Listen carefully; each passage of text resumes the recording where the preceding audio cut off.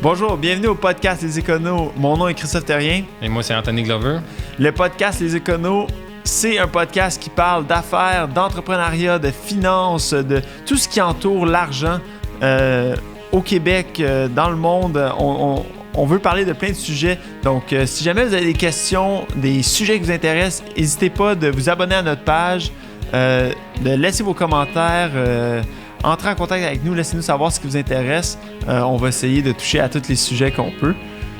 Aujourd'hui, on parle d'assurance avec Philippe Caron. Philippe est un planificateur financier, c'est un avocat, c'est aussi le président du groupe DCB.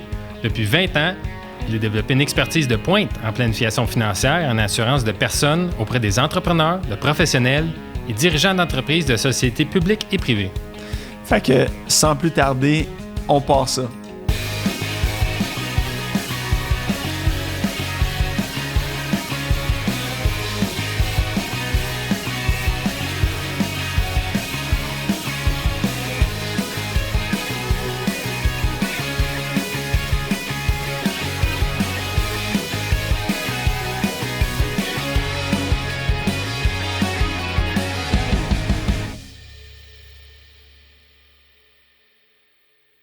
Bon, ben, bienvenue au podcast Les Éconos, Philippe. On est très, très, très content de t'avoir avec nous. Ça va être un super podcast. Bonjour Philippe, bonjour. Bonjour, merci de me recevoir. Donc, Philippe, on a fait ton introduction un petit peu en début de podcast, mais on veut en savoir plus sur ton parcours. Donc, peut-être parle-nous un peu de tes études, dans quoi tu as étudié, comment est-ce que tu es arrivé, où est-ce que tu es aujourd'hui? Oui, bien, c'est intéressant. En fait, dans le fond, pour résumer ce que je voulais faire dans la vie, je voulais être avocat. Et dans le fond, j'ai tout fait pour m'y rendre. Fait que dans le fond, j'ai été recruté dans un cabinet d'avocats après mes études en droit.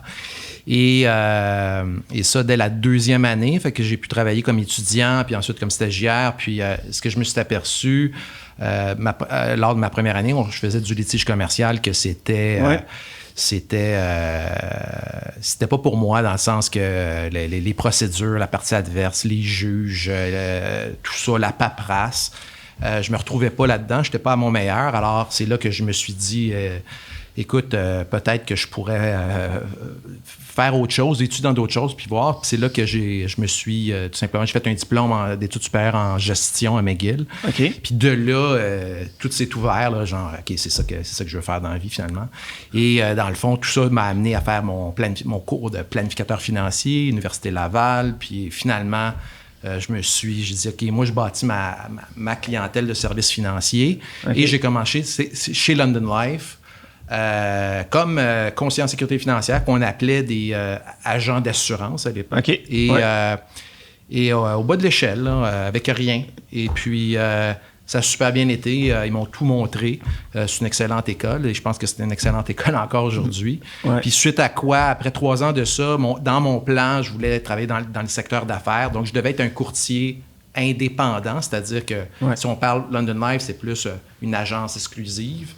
Bien que ça a changé un peu depuis ce temps-là, mais quand on travaille dans le milieu d'affaires, il faut pouvoir faire affaire avec l'ensemble des assureurs, présenter des études de marché, puis alors je me suis engagé, c'est là que je me suis joint au groupe DCB.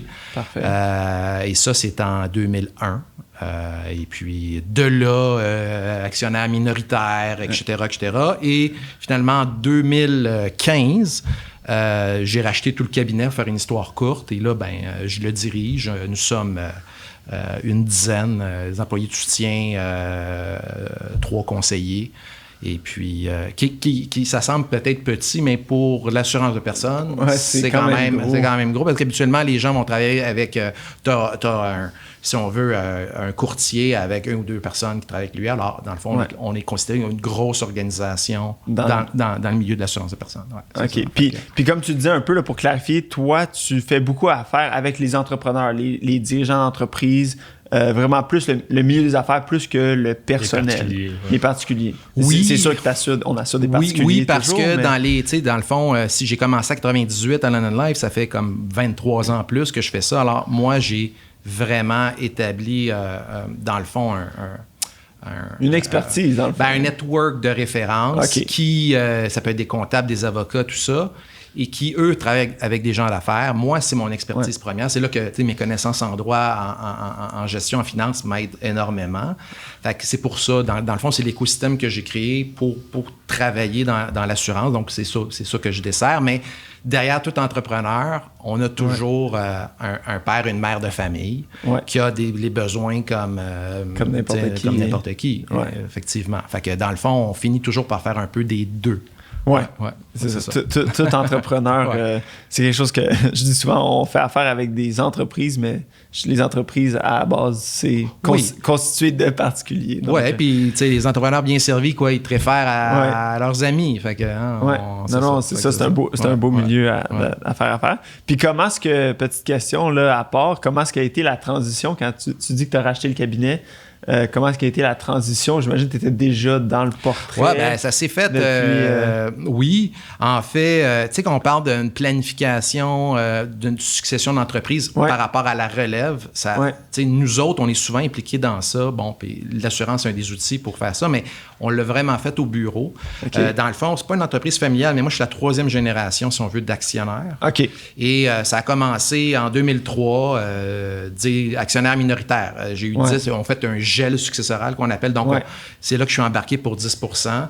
Puis tranquillement, il y a eu des départs d'autres associés. Là, mon pourcentage a augmenté pour culminer vers la fin où l'actionnaire majoritaire pensait à une sortie pour sa retraite. Puis là, c'est là que, dans le fond, j'ai racheté l'ensemble à ce moment-là. Puis moi, là j'ai 48 ans. Il va falloir que je commence à y penser. Parce que quand, justement, la personne, justement, mon collègue, mon associé que j'ai racheté, lui, il a pensé, il avait environ mon âge. OK. Fait que c'est vraiment ça. Puis quand tu t'y prends à long terme, c'est là que ça fonctionne. C'est ça. C'est un plan d'avance. Là. C'est un plan d'avance, puis c'est un plan solide. Là, parce que c'est pas vrai que tu vas rester 10 à 15 ans pour si t'es pas motivé. Fait que c'est comme la preuve que t'es là. C'est un peu ça. C'est pour ça que je conseille à tout le monde de dire tu peux pas tout le temps te changer d'endroit dans la vie, que ce soit d'emploi ou de projet. Il faut que tu ailles à fond, puis tu te spécialises là-dedans. Puis là, c'est là que à un moment donné, tu deviens que tu n'es peut-être pas indispensable, mais pas loin. Puis c'est ça que tu peux, dans le fond, c'est ça que tu monnaies dans la vie. Si on parle d'argent. Bien, écoute, en parlant de spécialité, on peut se lancer tout de suite dans l'assurance. Pour les gens qui écoutent, quel genre d'assurance est-ce que vous vendez? Ou offrir. C'est quoi le terme? Est-ce que vous vendez de l'assurance? Est-ce que vous proposez ou ça fait partie d'une planification? Oui, c'est ça. En début de carrière, je me cachais derrière, j'étais un conseiller ou j'étais un planificateur financier. Je disais même, j'étais un ancien avocat. Là, c'est terminé, ça. Parce que dans le fond, c'est plus simple de dire, je suis un courtier d'assurance ou je suis un spécialiste en assurance vie ou assurance de personnes. Pourquoi? Parce que ça dit ce que ça dit, puis le conseil, c'est parce qu'il y en a plein de conseils, des conseils comptables, conseils en placement, ainsi de suite. Fait que ça... Juste une perspective d'être reconnu comme un expert, tu noies tu dilues l'affaire. Fait que ma spécialité, nous autres au bureau, on est un courtier spécialisé en assurance de personnes et dans le fond, on se spécialise auprès des gens d'affaires. On a toute l'expertise pour bien comprendre le contexte dans lequel on va justement conseiller ces assurances-là, qui sont des produits financiers qui nous aident à atteindre des objectifs bien précis. Là. Fait que quand on parle d'assurance, on parle de quoi? On parle d'assurance essentiellement. Le gros de des assurances que nous proposons puis que nous vendons comme cabinet, c'est l'assurance vie. Okay? Mais par contre, il ne faut pas oublier l'assurance invalidité ou assurance salaire. Ainsi que l'assurance maladie grave. Donc, dans le fond, si on définit en gros l'assurance de personnes, les gros morceaux, c'est l'assurance vie, l'assurance invalidité et l'assurance maladie grave. OK. Puis l'assurance maladie grave, dans le fond, là, moi, je suis un peu familier avec ça.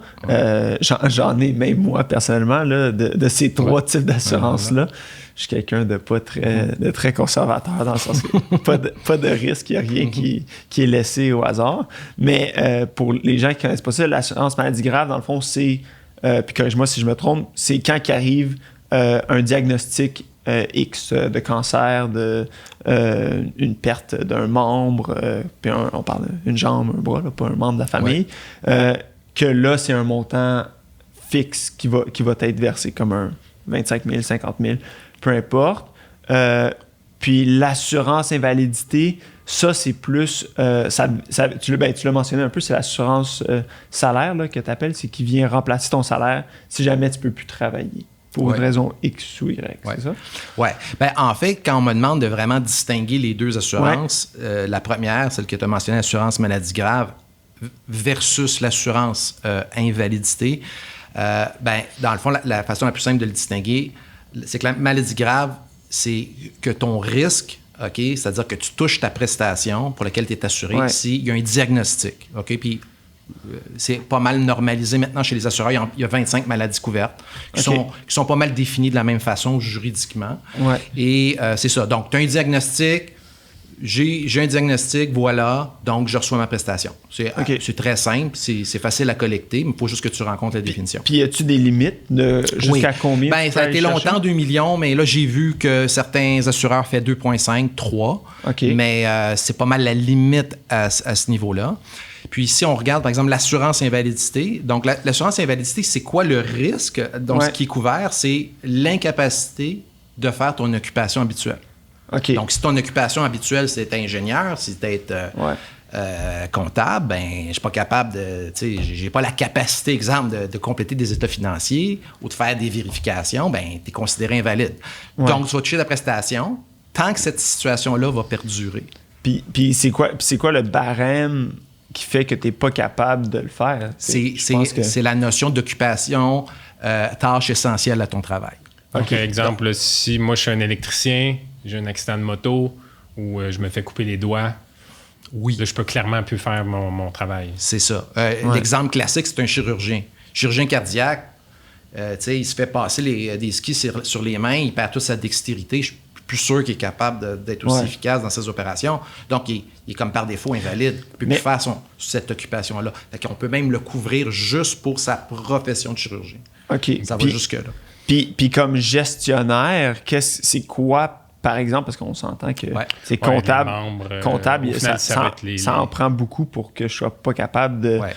mais est-ce que quelque chose comme un épuisement professionnel, est-ce que c'est quelque chose qui entre là-dedans? Oui, bien, tu sais, si on prend les professions, là, disons, col blanc, là, les sources de réclamation, si on veut, ce sont les problèmes psychologiques, dépression, burn-out, anxiété et les problèmes de dos. Beaucoup de problèmes de dos. Qui vont faire en sorte là, que, justement, les gens sont... intéressés au bureau. C'est ça. Donc, c'est pour ça que, justement, les assureurs regardent beaucoup ces facteurs-là parce qu'ils savent que les réclamations chez les gestionnaires, des gens qui travaillent devant un bureau, ils savent que c'est le stress qui est... Oui, parce que, tu sais, toute la question d'accident, ça, ils savent, statistiquement, ils savent, là, tu sais, bon, tu te fais pas renverser par un auto à chaque jour, là, c'est assez rare, ça arrive, mais c'est assez rare. Tandis que c'est plus les épuisements professionnels, c'est vraiment plus courant. Puis j'imagine que, est-ce que le prix, dépendant de c'est quoi ta profession, va changer? Absolument. Puis j'imagine par le salaire que tu fais. Ça, j'imagine, là, les compagnies d'assurance, ils ont une équipe d'actuaires qui vérifient les statistiques puis qui font des calculs sur les risques pour déterminer les montants. Oui. Alors, évidemment, le travail des assureurs, c'est de calculer tous ces risques-là.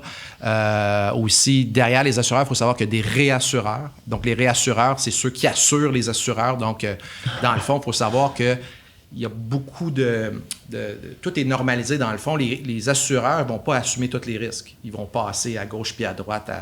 Puis souvent, la capacité du marché canadien, c'est dicté par des réassureurs.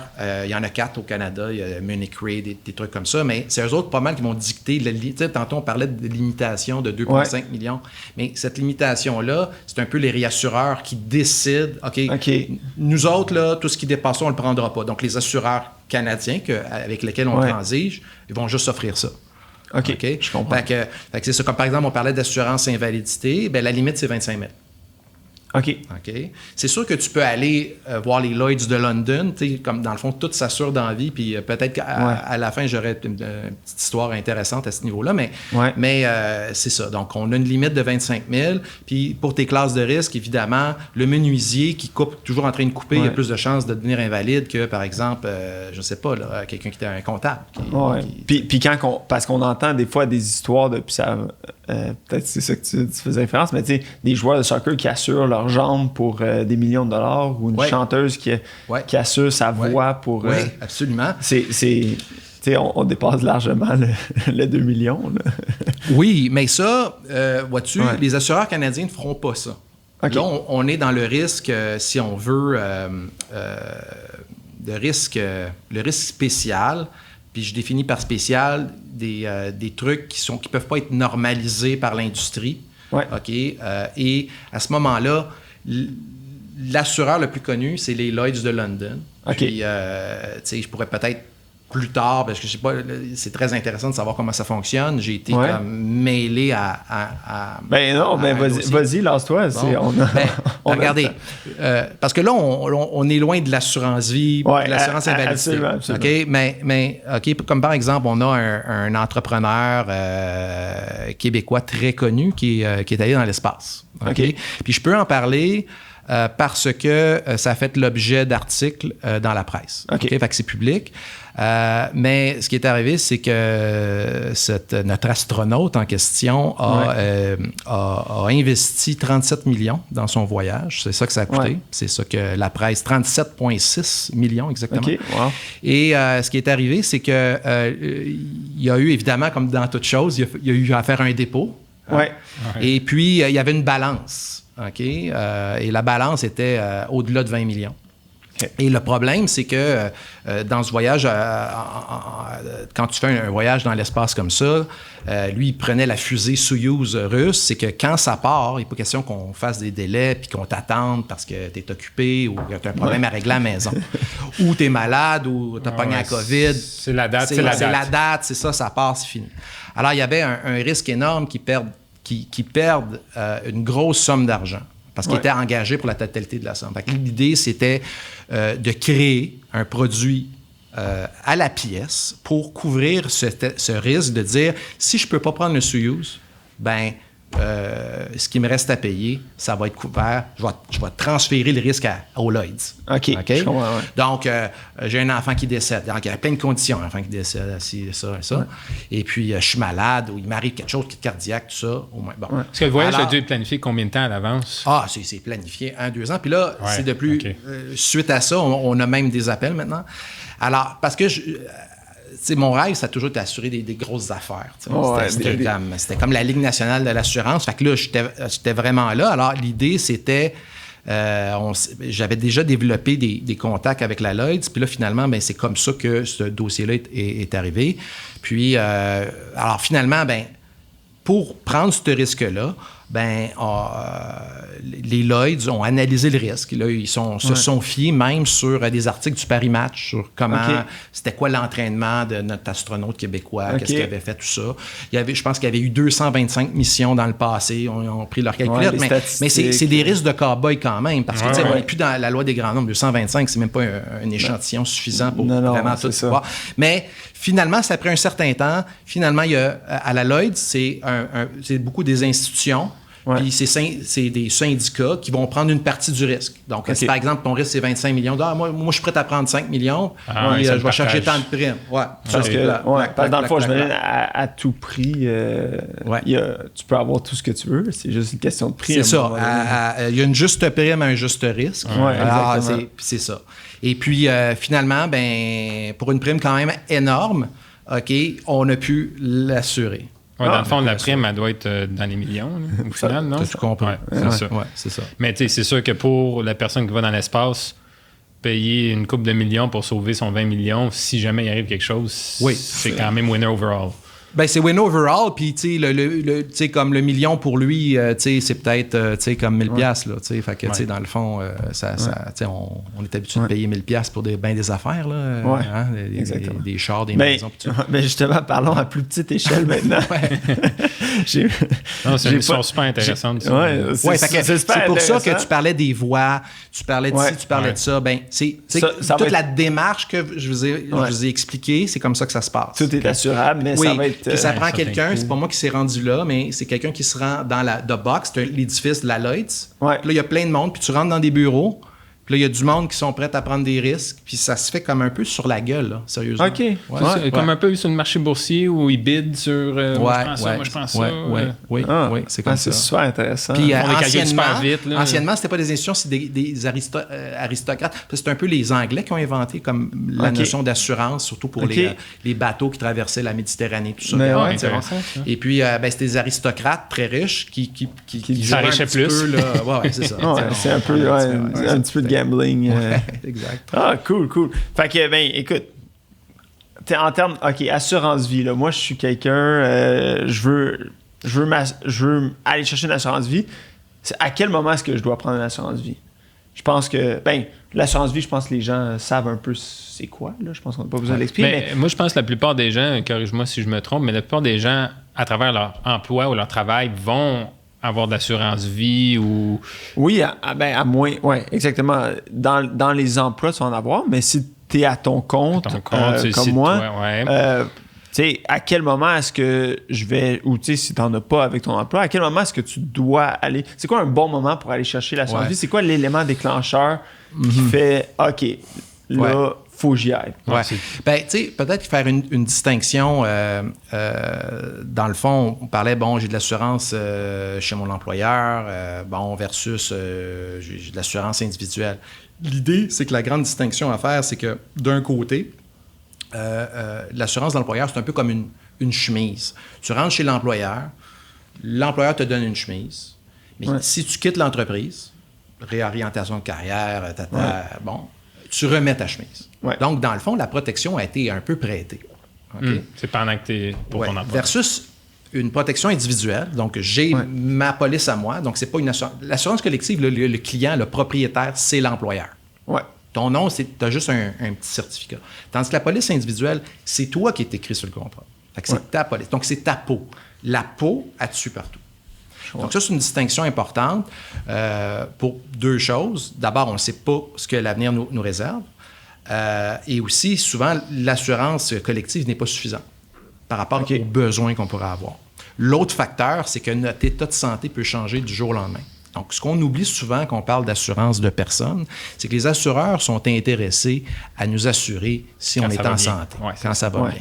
Si ça va moins bien, ils ont deux choix. Ils vont te charger plus cher, donc une surprime, ou encore ils vont te refuser. Puis ça arrive plus souvent qu'on pense.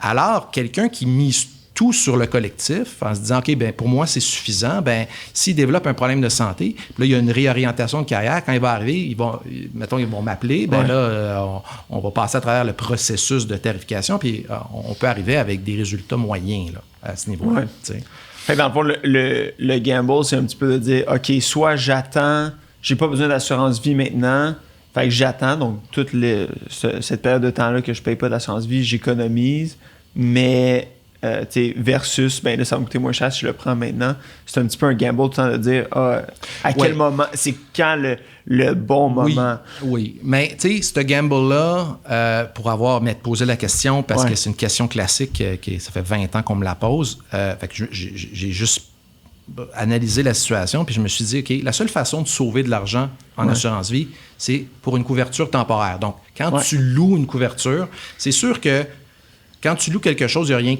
n'y a rien que tu gardes. OK? Alors, c'est sûr que si tu ne l'achètes pas, puis il t'arrive rien, tu as vraiment sauvé cet argent-là. Puis explique peut-être c'est quoi la différence entre une assurance vie temporaire puis une permanente. Une assurance vie temporaire, c'est que tu vas te couvrir pour une période limitée dans le temps. 5, 10 ans, 20 ans, même 30 ans. Et dans le fond, pour cette couverture-là, tu la loues durant cette période-là. Puis comme... Tu sais, mettons, si on parle de quelqu'un de 35 ans, si tu t'assures pour 10 ans ou 20 ans, c'est le risque entre, exemple, 35 ou 45, 35 et 55. Donc, c'est un risque de décès prématuré. Ça arrive pas souvent, encore une fois. Fait que c'est pour ça que la prime n'est pas chère. Les assureurs le savent. Ils n'auront pas à faire des chèques. Fait que c'est très compétitif, donc tu payes pas cher. Alors, c'est sûr que si tu n'arrives à rien, c'est ça que tu achètes, tu payes pas cher. Mais l'assurance permanente, par contre... C'est une garantie de paiement. Ben, en fait, tu achètes ta protection. Dans le fond, c'est comme si tu me disais, hey, comment je fais pour acheter 1 million?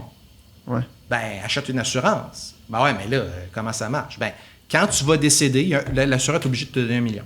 1 million, peut-être pas à toi, mais à tes descendants. Ah oui. Alors, même si je meurs demain, oui. OK. Sauf que ton espérance de vie, disons que c'est 85 ans, tu as 35 ans, ben, il va falloir que tu payes ça pendant 50 ans. Ta prime, mais tu viens d'acheter 1 million pour de vrai, là. C'est pas des farces. Et c'est pour ça que quand tu posais la question, est-ce que je sauve de l'argent à ne pas prendre une assurance permanente? Ça dépend quand tu décides. Ben, c'est-à-dire qu'à chaque année que tu attends, ta prime va juste être plus élevée. Il n'y a pas de... Donc, tu ne fais pas d'économie.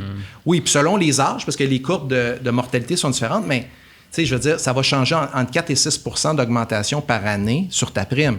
Fait que dans le fond, c'est quoi l'économie que tu fais? Si à la fin, tu veux une assurance permanente, que tu apprennes à 35 ans, que tu apprennes à 45 ou 55, à la fin... L'assurance vie calcule combien que tu vas payer la même chose. Oui, parce que tu viens d'acheter la protection. C'est comme, par exemple, une maison que tu achètes, ta période d'amortissement, c'est 10 ans, ben, ton paiement hypothécaire va être beaucoup plus élevé que... Alors, tu sais, dans le fond, quand tu es jeune, c'est que l'assureur, il sait qu'il y a bien du temps pour accumuler cette affaire-là. Puis pendant ce temps-là, il charge moins. Oui, c'est ça. Fait que si tu prends ta protection à 80, ta protection à 80, c'est pas mal la limite, 80 à 90 ans, là, ils vont te charger 1 million, ça va être c'est ça. Ça va être 200 000 par année, un petit peu moins là, parce qu'on va faire un peu d'intérêt là-dessus. C'est puis l'assurance permanente, est-ce qu'à un moment donné, tu peux la canceller puis demander un payout? Pas la canceller, mais... Bon. Alors, on fait référence à la valeur de rachat. Alors ça, c'est une autre grande distinction entre l'assurance vie temporaire permanente. Temporaire, il n'y a pas de valeur de rachat parce qu'on loue. Hein, comme on loue notre appart, ben il ne nous reste rien, on le sait. Fait que dans le fond, la temporaire, là, si tu arrêtes de payer après... Admettons, c'est un 10 ans. Si tu arrêtes de payer après 10 ans, ben, tu n'as rien. L'assurance, chacun va de leur côté. C'est ça. Puis that's it, t'as payé, admettons, la prime pendant 10 ans, puis tu n'as rien. Après, quand tu juste rien. Ben, tu t'assures prendre du risque pendant ce temps-là. Exactement. Puis tu te dis, ben, je paye moins cher. J'imagine que le prix reflète ça aussi. J'imagine que c'est beaucoup moins que l'assurance permanente, dollar pour dollar. Oui, parce qu'encore là, le risque est vraiment moindre. Le gros, surtout il y a très peu. L'assurance temporaire, c'est le produit le plus rentable pour les assureurs. Ah ouais? Oui, parce que pour payer, ça prend un décès prématuré. Ouais. Ce qui est rare. Alors, ce qui est plus rare. Alors, il y a beaucoup de cancellations en cours de route. Donc, à chaque fois que quelqu'un cancelle, ben, le risque vient de s'éliminer. Eux autres, ils gardent toutes les primes puis ils les mettent dans leur profit. Tu comprends? Alors, quand on fait référence à l'assurance permanente, par exemple, et la valeur de rachat, c'est que si tu es pour acheter, j'achète mon million, mais l'assureur veut bien te donner le million à ton décès, mais lui, il est obligé, la réglementation l'oblige à mettre de l'argent de côté. Qu'on appelle la réserve. Donc, ils mettent une réserve pour toi. Et il y a plusieurs assureurs, de la façon qu'ils modélisent leurs produits, leurs contrats, parce qu'il y a plein de produits permanents différents, qui vont te donner accès à cette réserve-là si tu cancelles ton contrat en cours de route. C'est plus que ça, il va te permettre d'emprunter là-dessus. Il va te permettre de faire un paquet de choses, d'arrêter de payer tes primes sur cette réserve-là. Puis de prendre la réserve pour payer tes primes. Pour payer tes primes, là, etc.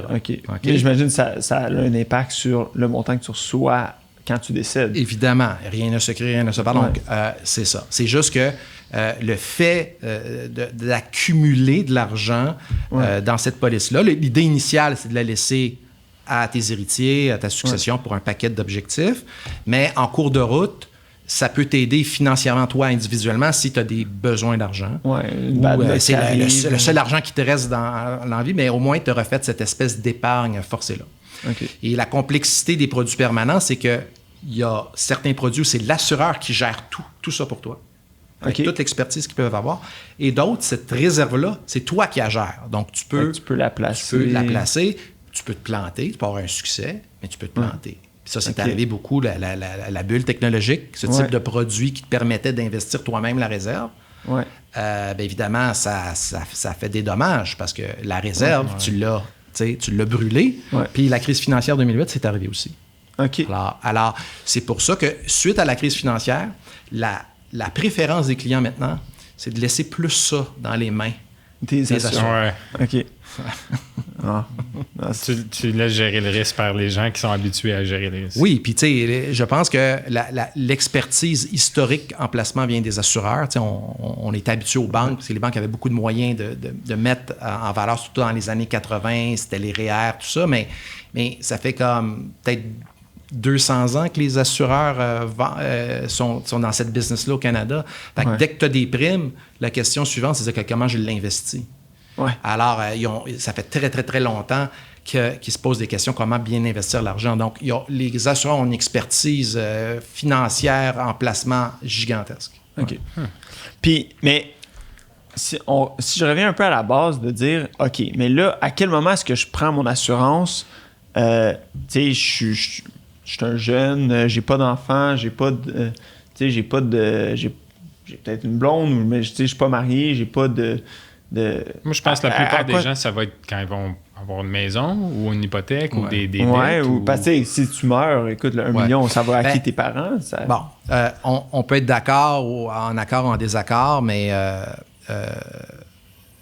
quand j'ai commencé à London Life, j'avais 25 ans. Okay? Puis les gens que je connaissais, c'était des gens de mon âge, beaucoup. Et dans le fond, ce qu'on me fait réaliser, puis j'étais en accord avec ça, c'était la question de dire, OK, ben, regarde, c'est bien le fun ce que tu peux faire avec une assurance vie ou une assurance invalidité. Mais la problématique, c'est que si tu n'es pas assurable, ben, tu es privé de cet outil-là. Alors, l'idée, c'était de dire, OK, ben c'est bien beau, peut-être que tu as 25 ans, mais peut-être qu'à 30 ans, tu vas commencer à avoir des enfants. 35 ans, après ça, tu vas peut-être contracter une grosse hypothèque pour acheter une maison. Fait que là, vois-tu tes besoins dans 5 à 10 ans? Ouais. Là, à ce moment-là, est-ce que tu vas être assurable? Puis c'est quoi les conséquences de si tu n'es pas assurable? Et c'est là qu'on arrivait avec des garanties d'assurabilité, parce que ça aussi, ça existe. Alors, la garantie d'assurabilité, ce qu'on disait, ben regarde, tu as 25 ans, pire aller, tu prends, par exemple, une assurance permanente. 50 000. Okay? Ouais. Au pire, là, ça aide tes parents à t'enterrer. Puis de toute façon, tu vois que tu peux accumuler une valeur, donc c'est une épargne forcée. Donc, tu mets un petit pilier dans ta planification financière solide. Et on va greffer de la garantie d'assurabilité à ça. Donc, c'est la possibilité, sans preuve de santé, de souscrire jusqu'à 600 000 $. C'était ça qu'il y avait à l'époque. Donc, on pouvait, avec un petit budget, établir une base. OK, ça paye des dettes, derniers frais, mais ça nous donne une marge de crédit d'assurance vie qu'on peut exercer, même malade ou même avec des problèmes de santé, pour venir combler justement les besoins beaucoup plus importants de couvrir sa famille pour un décès prématuré. Je veux dire, la valeur économique de quelqu'un qui gagne, par exemple, 100 000, une règle de pouce, c'est x10. C'est 1 million. Alors, des millions en situation de planification familiale, c'est courant. C'est courant parce que prends ta calculette puis essaye de remplacer la valeur économique de quelqu'un qui gagne 100 000 pendant 20 ans, mettons, jusqu'à temps que les enfants aient l'âge de... d'être autonome. Bon, c'est ça. Ben là, tu arrives rapidement à ça. Fait que ça nous donne un peu une petite idée quand que tu dis, écoute, souvent les gens vont avoir 1 an de salaire avec leur job. C'est plutôt 10 fois. La règle de pouce, historique, il te manque 9 ans là-dedans. Moi, c'est mon cas. En fait, à mon emploi, ils garantissent 1 an de salaire. Je pense que ça me coûte 2 ou 3 $ par paye. Là, puis, Oui. Puis c'est là, il y a des gros plans d'employeurs qui vont permettre de l'assurance facultative, donc tu peux augmenter ça. Mais si, par exemple, tu es limité à 1 à 2 fois, c'est là que, même si c'est une assurance hypothécaire, pas hypothécaire, mais collective qui est valable, mais c'est pas suffisant. Fait que là, c'est là que tu vas vouloir combiner les deux. Alors moi, dans mon travail, quand quelqu'un m'arrive, c'est sûr qu'une des questions que je pose, c'est quand tu es couvert par quoi? Et je vais prendre en compte, par exemple, ton 1 à 2 fois de salaire dans mes calculs. Fait que tu as besoin de t'assurer pour 8 fois, mettons. Si exemple. Oui. Ça serait pas plus sorcier que ça. Puis là, tu parlais un peu que quand tu as commencé, là, pour pas... ça fait un petit bout quand même, là. Tu disais que l'assurance permanente, c'était ce qui était populaire, ce que les gens recommandaient. Est-ce que maintenant, les gens recommandent plus l'assurance permanente ou plus temporaire? Tu sais, je comprends que ça va dépendre de chaque personne, mais tu sais, quelqu'un... en début de carrière, dans début de trentaine, là, qui commence sa petite famille? Ben, en fait, je te dirais, il n'y a pas... Si je disais qu'il y a quelque chose qui est devenu plus populaire, c'est la façon de gérer la fameuse réserve de l'assurance-vie. OK. De juste prendre ça clé en main, puis de se fier à l'assureur qui est, je dois l'avouer, beaucoup plus compétent que nous tous. Ça, c'est juste un bon réflexe de la part des gens. Mais c'est juste qu'un étudiant, louer une protection, c'est pas intéressant. Donc, une temporaire. Donc, dans le fond, tant qu'à faire quelque chose, puis tu n'as pas tant de besoin à ce moment-là, c'est plus ça. Donc il n'y a pas de... moi, ce que je dirais, c'est qu'il n'y a pas de meilleur produit. Les deux produits sont excellents. Okay. Quelqu'un qui n'a pas de budget, assurer quelqu'un de 35 ans pour 1 million en temporaire 10 ans, pour une période de 10 ans, ça coûte environ 600$ par année. Ouais. Fait que si c'est ça ton budget, puis que tu as 2-3 enfants, t'es pas pour prendre, exemple, 100 000$ d'assurance permanente avec ton 600$. Non. Le bon produit, c'est l'assurance temporaire. Parce que s'il arrive quelque chose... s'il arrive quelque chose, tu sais que ton... Ouais. Fait que budget, objectif, c'est ce qui est important. Puis, avec un budget X, on va toujours, dans le fond, favoriser l'objectif qui est primordial, qui n'est pas nécessairement d'accumuler un peu plus d'argent pour ta retraite.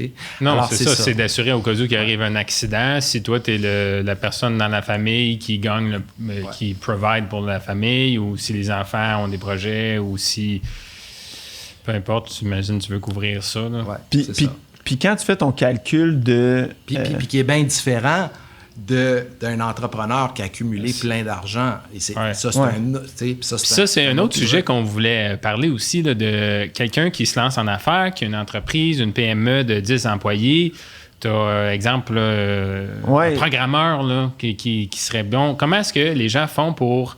quand ils débutent leur entreprise, puis ils veulent offrir des assurances à leurs employés, mais aussi qu'ils veulent assurer leur business... Parce que c'est ça, tu as 2-3 programmeurs clés. Mais plus, je pense que la façon qu'on l'avait formulé, là, c'est, admettons, moi, je pars une entreprise. Anthony, c'est mon ingénieur clé à ma business. Il le sait pas, là, puis je veux pas qu'il le sache parce que sinon, il va falloir que je le paye plus. Mais tu sais que... je vais le savoir.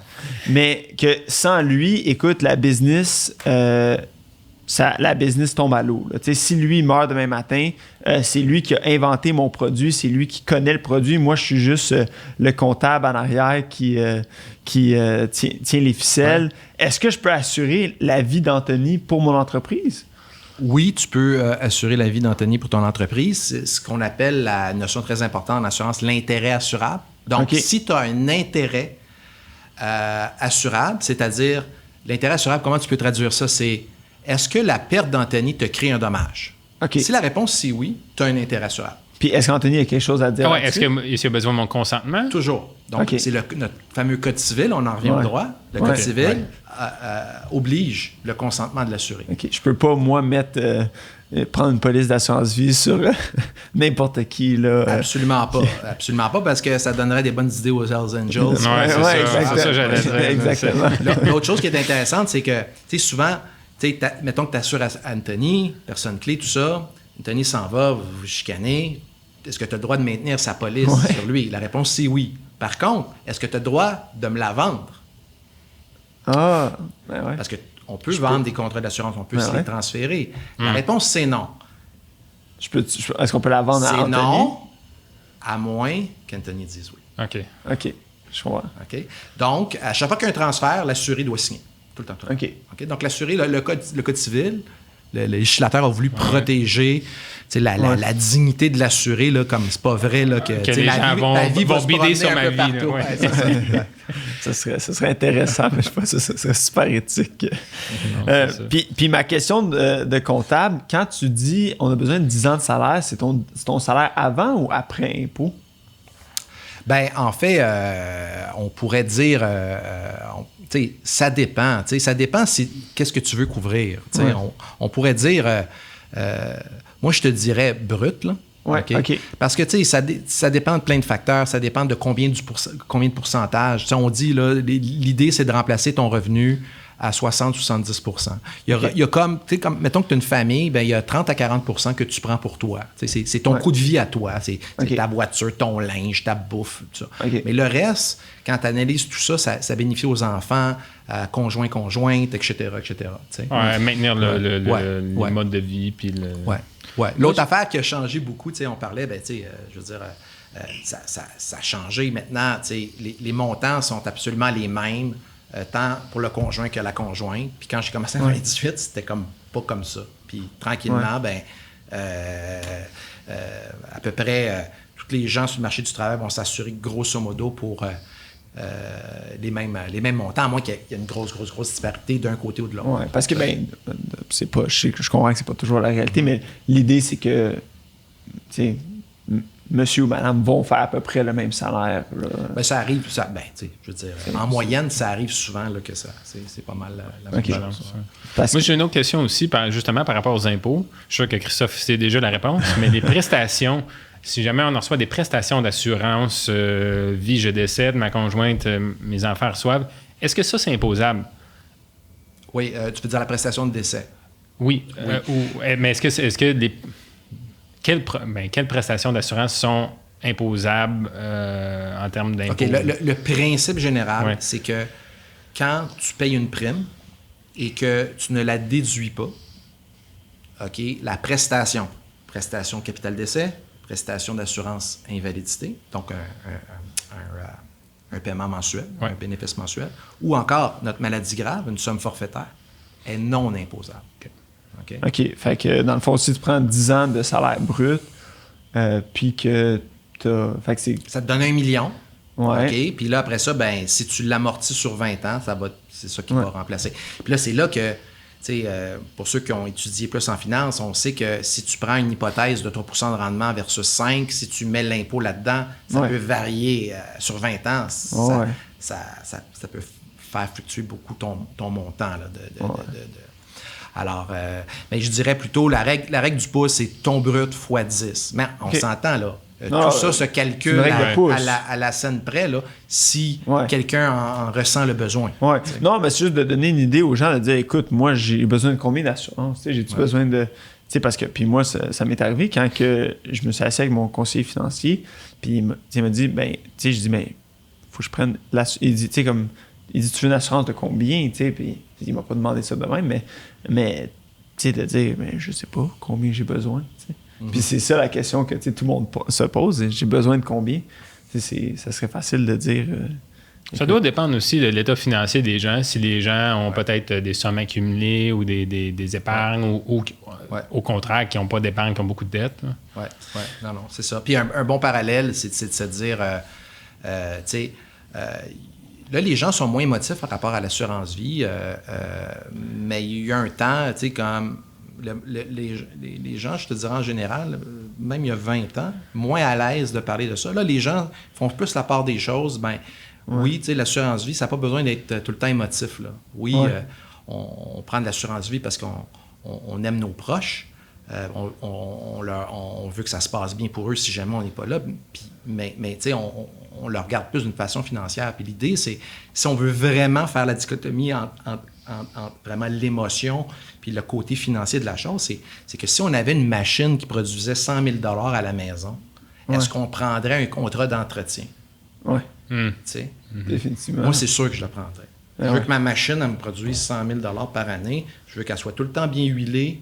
Puis, dans un couple, si on prend un couple, la part de chacun est super importante. Donc, on est la fameuse machine à entretenir. Donc, c'est ça qu'on fait. Donc, une prime d'assurance, ça protège notre valeur économique. Puis ça, c'est sûr qu'on le fait par amour, là.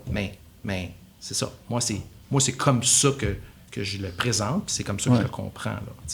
Oui, parce que, veux pas, à la limite, c'est toujours pour les autres, là, l'assurance vie. Très, très rarement, tu vas en profiter. À moins que, comme tu dis, là, comme on disait, tu récupères ta valeur de rachat. Tu as fait une économie forcée, puis là, tu peux c'est pas de l'argent perdu. Mais c'est pas la raison pour laquelle, à mon sens, on devrait prendre l'assurance. Non, c'est ça. Si tu veux juste faire ça, place ton argent. Pourquoi penses-tu, tu viens de mentionner que là, quelques années, là, les gens avaient peut-être une notion plus négative là, de l'assurance vie Mais pourquoi, selon toi, comme les gens ont cette notion-là, c'est parce moins que c'est relié au tabou. décès? C'est moins tabou parce que les gens sont plus... Parce que je pense que je pense vraiment que d'ailleurs, la Chambre de sécurité financière a fait beaucoup pour rendre l'industrie plus professionnelle. Formation continue. Il y a beaucoup d'universitaires maintenant qui ont décidé le choix d'être un conseiller en sécurité financière, donc agents d'assurance anciennement, courtiers d'assurance, qui sont tous des synonymes. Et je pense que le fait d'augmenter la crédibilité des gens dans l'industrie en général a fait en sorte que les gens voient les conseils puis, de façon plus favorable, puis de façon peut-être mieux expliquée. Okay. Puis justement, peut-être moins... comme de façon plus rationnelle, peut-être moins émotive. Donc, ce que je dirais, c'est que les gens prennent beaucoup plus d'assurance qu'ils en prenaient, puis je pense que c'est parce qu'ils comprennent mieux. Ouais. Quand tu comprends que il n'y a personne qui se fait baiser, puis il n'y a personne qui est un... Tu comprends-tu?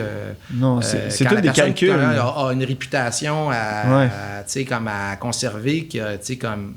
À ce moment-là, ben, le conseil qu'on peut donner est de la même valeur qu'un celui d'un médecin, un comptable, un fiscaliste. Ouais. D'ailleurs, dans mon domaine, je me fais appeler par des comptables et des fiscalistes pour me demander comment ça marche. Donc, à quelque part, je pense que c'est l'industrie s'est professionnalisée, si on peut dire. Puis, je pense que c'est pour le mieux, là. Ouais. Pour le mieux, parce que, je veux dire, l'assurance, on oublie, mais c'est un méchant pilier financier dans l'économie canadienne et l'économie de l'Occident, là, sont à peu près partout. Là. C'est eux qui permettent un paquet dans le fond, tout fonctionne avec des risques. Puis si tu n'as pas personne à qui tu peux transférer un risque, ben, tu vas juste pas le faire.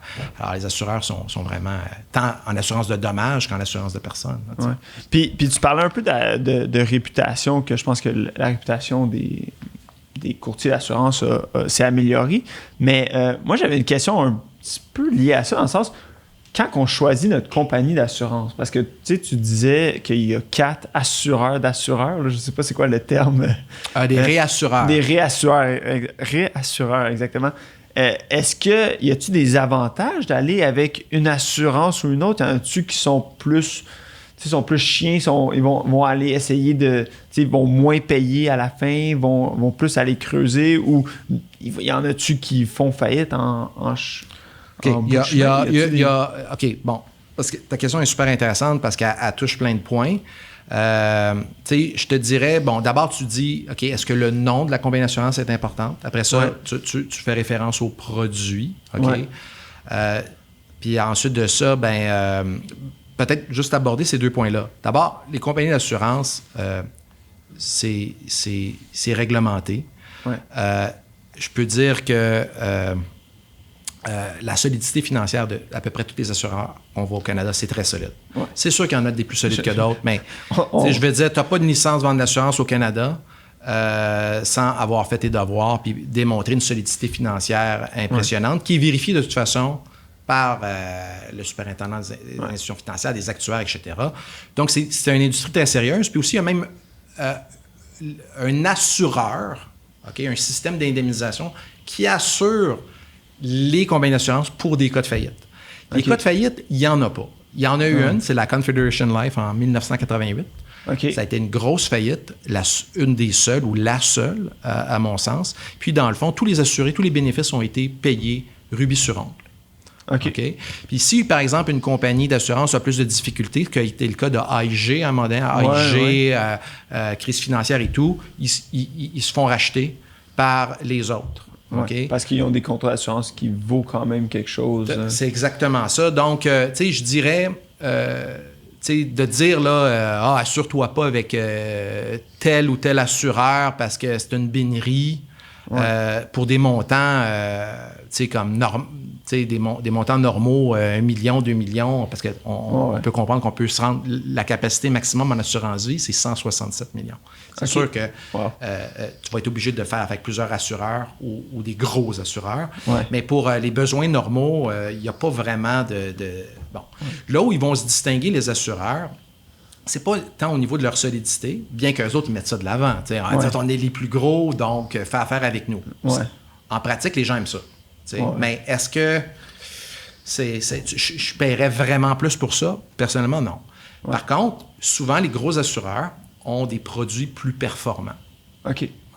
Parce qu'ils ont, leur coût de l'argent, leur expertise, leur solidité, un paquet de facteurs font en sorte qu'ils sont en mesure d'en donner plus ou d'offrir des meilleures garanties pour un même montant. Est-ce que c'est parce qu'ils peuvent étendre le risque sur plus de personnes ou pas nécessairement? C'est pas nécessairement ça. C'est surtout parce que comme la base de l'assurance, c'est ton coût d'assurance. Ouais. Okay? Fait que celui qui a le meilleur coût d'assurance, bien, on s'entend, tu détermines les coûts d'assurance sur la base de 2 facteurs. Hein, la courbe de mortalité, qui est la même pour tout le monde.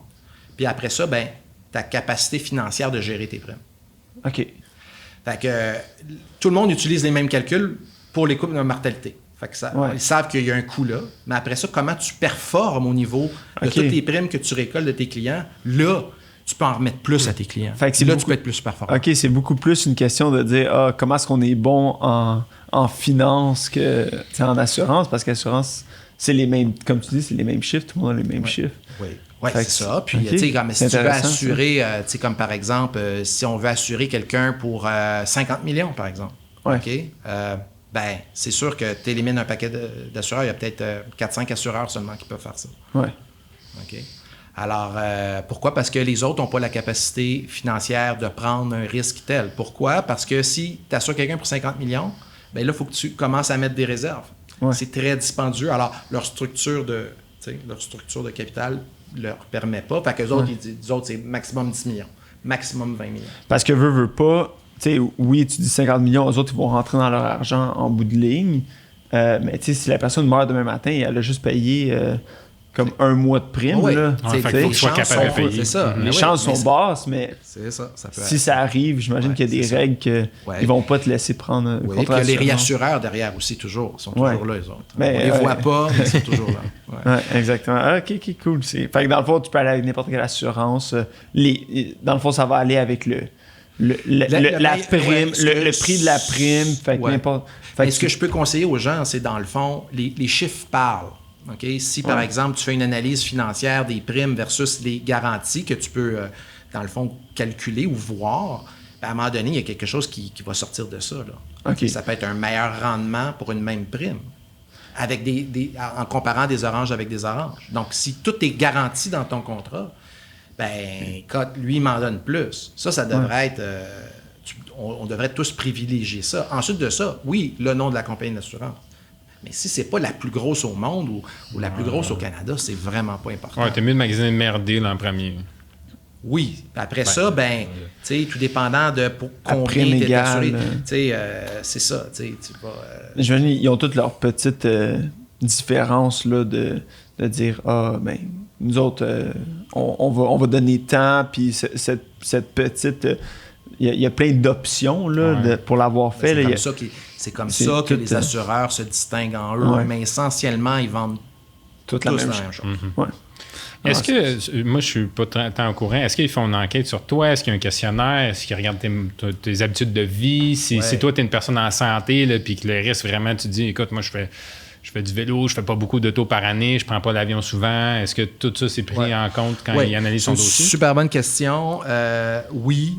Dans le fond, le principe général, c'est que dans le fond, l'assureur, quand il t'assure, il veut prendre une photo de toi. Puis la photo, il y a 2 grands trucs qui les intéressent. C'est tes habitudes de vie. OK? Genre, tu fais-tu des sports dangereux? Tu prends-tu plein d'alcool? Tu prends-tu plein de drogue? Puis tout ça. OK? T'as-tu des problèmes criminels? T'as-tu ci, t'as-tu ça? Tu fais des faillites? Tout ça. Ça tous ces facteurs de risque-là, qui sont souvent reliés à des suicides, par exemple, ou des décès prématurés, des accidents. Les autres, ils savent tout. Il faut savoir, les assureurs sont informés. Fait que ça, ils regardent ça. Puis l'autre, c'est ta santé. Fais-tu du diabète? Fais-tu ci? Tu fais-tu ça? Ton historique médical, ton historique de tes parents, ils regardent ça. C'est pour ça que lorsqu'on est en santé, c'est le temps de commencer à penser à capitaliser sur sa santé pour aller chercher ces outils financiers-là. Aussi, ce que je peux ajouter, c'est que c'est important, OK, dans le doute, OK, je dirais, puis les assureurs n'aimeraient pas ça que d'entendre ça, mais je le dis pareil, si vous avez quelque chose en tête, disant, il faudrait que je me fasse checker pour ça, mais que ça ne concerne que vous, en votre âme et conscience, il y a comme quelque chose peut-être qui cloche avec vous, bien, puis que vous êtes dans une réflexion de prendre des assurances, vous êtes mieux de les prendre tout de suite. Puis après ça, je dirais investiguer plus tard.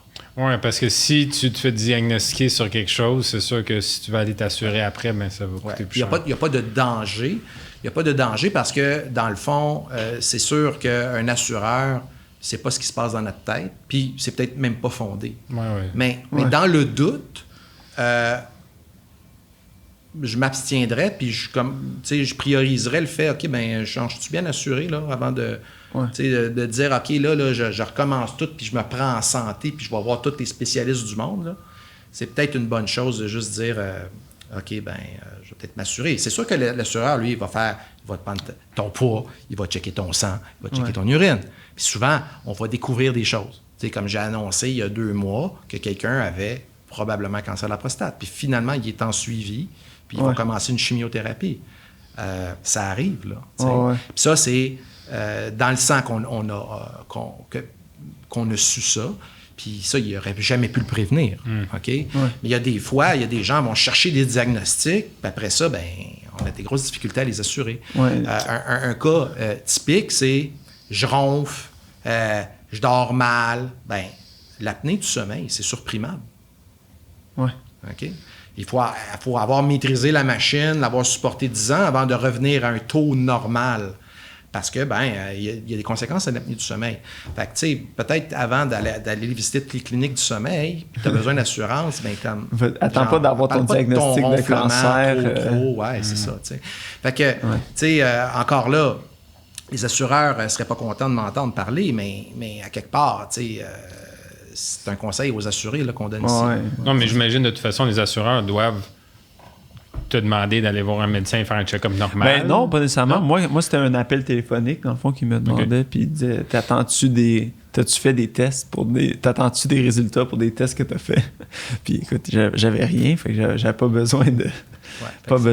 Est-ce que c'est quelque chose qu'on peut renégocier à chaque année ou c'est quelque chose qu'on négocie une fois au début, puis... Ouais, bonne question. Alors, qu'est-ce qui arrive? Est-ce qu'on peut réouvrir un contrat? Donc, mettons que je suis accepté. Mettons que j'ai une surprime. Donc, je paye 1,5 fois la prime. Okay? Au lieu de payer 1 000 $, je paye 1 500 $ par année parce que j'ai un plus gros risque. Est-ce qu'un jour, je peux revenir à mon 1 000 $? Alors, on va m'enlever ma surprime. La réponse, c'est oui. Quand on fait ça, par contre, tu sais, ça peut être juste, hey, j'étais fumeur, OK? Là, je deviens non-fumeur. OK? Donc, est-ce que je peux réouvrir mon contrat et récupérer ma prime non-fumeur? La réponse, c'est oui. Mais quand on fait ça, l'assureur demande patte blanche encore. Il faut... Pas de problème. Tu fumes plus, on va te charger le prix d'un non-fumeur. Mais il faut que tu sois en santé. Puis ça j'imagine, fumeur, non-fumeur... des bonnes habitudes de vie encore. C'est ce qui doit vraiment... J'imagine que ça doit influencer de façon énorme la prime d'assurance. On parlait de l'évolution de l'assurance. Au début, là, ça coûtait peut-être 1,5 fois, 1,8, 2 fois. Là, on est rendu à 3 fois. Quelqu'un fumeur va payer 3 fois plus qu'un non-fumeur? Parce qu'il y a des strates d'âge et tout ça, là, mais j'ai vu 3 fois. Là. Alors, ils n'en veulent plus des fumeurs parce que là, il y en a des décès. Là, comme Puis l'autre chose aussi, super importante, il faut savoir que quand un assureur t'accepte en assurance temporaire, on parlait de la couverture qu'on loue, si tu peux, sans preuve de santé, transformer ton contrat en contrat permanent. Fait qu'à chaque fois qu'un assureur prend quelqu'un, 1 million, mettons, en assurance temporaire sur quelqu'un, la personne en question pourrait transformer sa police en permanente. Elle va payer la prime qu'il faut, mais elle va le transformer à taux standard. Ça a été accepté standard au départ. Fait que dans le fond, potentiellement, l'assureur il est peut-être prêt avec ce risque-là. Puis il va peut-être payer le million parce que la personne va convertir le permanent. Puis c'est là que je pense qu'ils se sont aperçus que comme les fumeurs, s'ils ne se font pas charger assez au niveau du temporaire, bien là, il y a toute la suite logique, c'est qu'ils vont transformer. Puis finalement, il y en a des décès, là, des fumeurs, la fameuse espérance de vie à 73 ans. C'est vraiment vrai, là. Puis il y a aussi la notion là, de garantie d'assurabilité. Là. Je pense que moi, quand j'ai fait mon contrat, à la fin de... Moi, c'est un temporaire que j'ai pris. Puis à la fin de mon contrat, je peux renouveler pour, admettons, un autre 20 ans sans je pourrais être sur le bord du précipice, mais... Oui, tu peux renouveler, mais là, il y a une surprime d'incluse. Oui, exactement. C'est comme 5 fois plus élevé par mois. C'est ça. Alors, eux autres, ils prennent pour acquis que si tu la gardes, c'est que tu as un gros problème. Oui, exactement.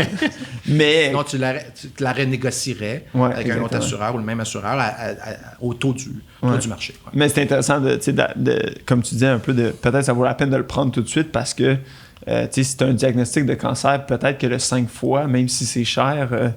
mais tu sais qu'il ne te reste pas longtemps à vivre, ça peut valoir la peine quand même d'y aller. Là. Non, c'est super intéressant. Écoute, on approche de notre heure. Est-ce que... Y a-t-il des questions que les gens te posent toujours puis que tu penses que ça vaudrait la peine de peut-être le mentionner ou est-ce qu'on a pas mal fait le tour? Je sais on t'a posé des questions. Beaucoup de points. Peut-être... Il y a un aspect qu'on a peut-être moins discuté, c'est au niveau de l'entreprise, les assurances. Oui. Est-ce que... puis on peut peut-être en parler rapidement. Si tu détiens une entreprise, est-ce que... mais je sais que oui, mais c'est quoi les possibilités que tu peux faire avec ton entreprise? Les gens veulent toujours savoir, les entrepreneurs, qu'est-ce que je peux déduire en entreprise? Comment est-ce que... Oui. En fait, je dirais que ce que je vais dire, c'est gros, là, mais je pense que cette question-là est importante parce que si on me pose la question, Philippe, c'est où qu'il y a le plus d'argent en assurance vie? Là où il se paye le plus de primes et qu'il y a le plus de capital d'essai. Ouais. C'est en rapport à la question. Donc, pourquoi... Donc, la question, c'est pourquoi les gens fortunés, souvent, c'est des entrepreneurs qui ont accumulé des sommes importantes, que ce soit dans leur société de gestion, tout ça, parce qu'ils ont vendu leur entreprise. Ces entrepreneurs-là ont toujours la question de savoir, OK, à mon décès, je vais payer de l'impôt. Oui. OK? Parce qu'on commence une compagnie souvent à zéro. On peut l'amener à 10 millions. Mais si on meurt avec notre 10 millions, là, on va passer à go. Là, on va payer de l'impôt. Et la question, c'est de dire, OK, mais comment on peut réduire cette facture d'impôt-là? Ouais. Et dans le fond, c'est que l'assurance vie, c'est un des derniers bastions pour, si on veut, sauver de l'impôt, dans le sens où, en gros, une entreprise... Si, par exemple, on a une entreprise dont le seul actif, c'est 10 millions de dollars, par exemple, on pourrait prendre le 10 millions, le mettre dans une police d'assurance sous forme de prime, pour, disons, on va dire un chiffre comme ça, un gros chiffre, 20 millions. Ouais. Au décès de la personne, il y a 20 millions de dollars qui vont être payés à sa succession, pas d'impôt. Donc, on transforme des actifs liquides qui seraient imposables en actifs non imposables par le biais de l'assurance vie. Ça a assez discuté des années. Vont-tu éliminer ça, pas éliminer ça? Mais pour l'instant, ça tient. Puis c'est pour ça qu'il y a des primes. Il y a des primes de 1 million par année qui se payent, des primes de 5 millions par année, sinon plus. Ouais. Tellement avec des capitales d'essai énormes. Jusqu'à 167. Ouais. C'est sûr que les gouvernements, avec la COVID, les espèces d'endettement, la dette publique, n'aiment pas ça trop entendre ça. C'est sûr que ça dérangerait beaucoup le grand public de savoir à quel point c'est utilisé. Mais pour ceux qui sont en affaires puis qui veulent faire des planifications, faut le savoir. Mm-hmm. Alors, c'est sûr que c'est là que au niveau de l'assurance vie, en planification successorale et tout, c'est là que ça se passe. Là. Puis ça, c'est pas un avantage imposable non plus quand, admettons, si l'entreprise prend une assurance vie sur la tête du dirigeant pour, admettons, 10 millions, c'est pas comme un avantage imposable? Non, c'est pas un avantage imposable. C'est là que toutes les règles fiscales ont prévu que les conditions, c'est qu'une entreprise peut s'assurer elle-même. Donc, les conditions dans ça, c'est une entreprise qui souscrit à une police d'assurance, par exemple, sur son dirigeant, et qui est bénéficiaire de ce capital-là. OK. Ces conditions-là, quand elles sont rencontrées, c'est que le capital d'essai qui va être touché par l'entreprise, va être non taxable. OK. C'est le compte de dividendes en capital, mais sans rentrer dans la complexité. Il faut savoir que la succession va pouvoir retirer ce capital d'essai-là net d'impôt. C'est sûr, là, il y a un paquet de règles. C'est-tu totalement le montant?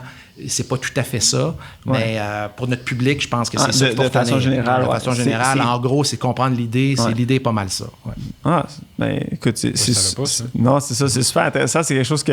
En fait, c'est dans ce genre de planification que j'ai rencontré Philippe. Là, fait que, mais c'est super bon. Ça m'était sorti de la tête de même en discuter là, parce que moi, ça a été mon introduction à Philippe, puis c'est ce qui m'a fait, écoute, ce gars-là, il sait de quoi il parle.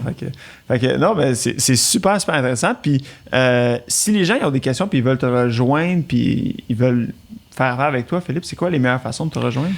Ben, peut-être que la façon la plus simple de me rejoindre, c'est, puis si tu me le permets, je pourrais peut-être laisser mon téléphone, donner mon courriel. Vas-y. Donc, ma ligne directe, les gens peuvent me rejoindre au 514-878-4418, 878-4418, ou encore par courriel à pcaron, P-C-A-R-O-N, à commercial, groupe, G-R-O-U-P-E, DCB comme Daniel Caron, B. Bélanger.com. Donc, pcaron@groupedcb.com. On va essayer de mettre l'adresse dans la description sur la vidéo YouTube, mais pour ceux qui l'écoutent à l'audio, ça va vous donner exactement. Sinon, j'imagine que groupe DCB, on peut faire une recherche Google puis te trouver assez facilement. Facilement, oui. Parfait. Nous avons un site Internet. Ça a été super intéressant, Philippe. Je te remercie beaucoup d'être venu sur le podcast. Puis